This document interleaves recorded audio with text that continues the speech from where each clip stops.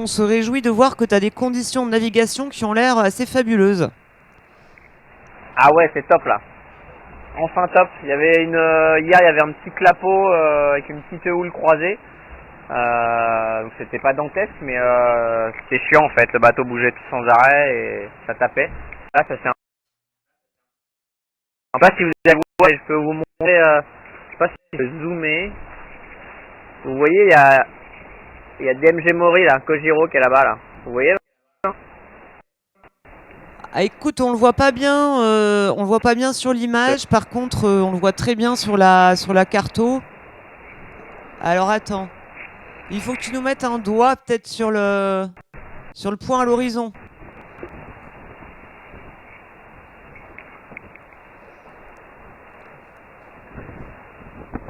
Écoute, on va dire qu'on devine, on devine. Ok. Bon, mais du coup, ça, c'est une super motivation, là, d'être tous les deux bord à bord, surtout avec deux bateaux quand même très, très différents.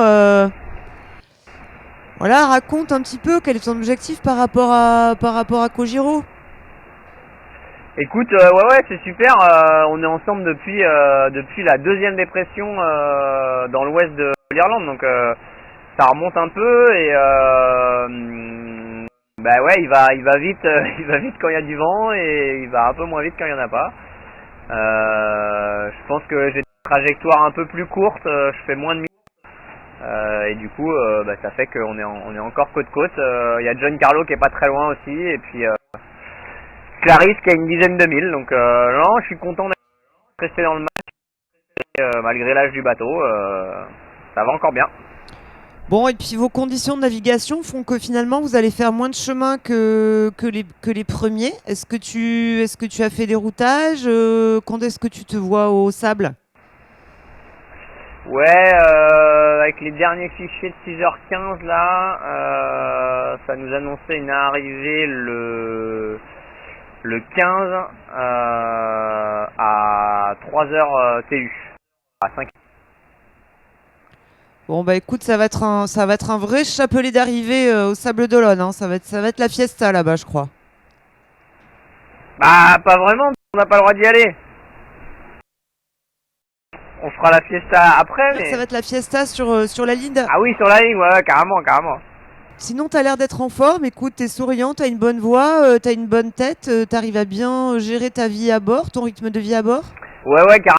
Je suis assez content de ça. C'est vrai que je suis venu quand même sur cette course pas mal d'objectifs et une job list qui était assez importante pour valider plein de choses avant le départ du Vendée Globe.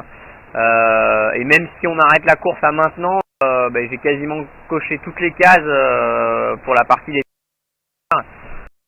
je me sens bien avec le bateau, j'ai réussi à me mettre dans le et niveau nourriture, sommeil, ça s'est bien calé, donc non, je suis très content et du coup ça met en confiance, donc c'est top. Ouais. Bah écoute, c'est super, on est ravis pour toi. Est-ce qu'il y a deux, trois choses sur lesquelles tu pourrais, comment dire, mettre le doigt et qui vont être importants de changer cet été avant de te rendre au sable au mois de novembre? Ouais, alors c'est vraiment des petits conforts, des petits plus, des aménagements à l'intérieur pour la vie à bord, parce que c'est vrai que bon là c'est un sprint, ça va durer 11 jours, mais toute la gestion de la nourriture, je me rendais pas bien compte parce que je me posais pas la question, mais au niveau de la cuisine, alors c'est une toute petite kitchenette hein, que je peux vous montrer, mais en fait il y a pas beaucoup de rangements.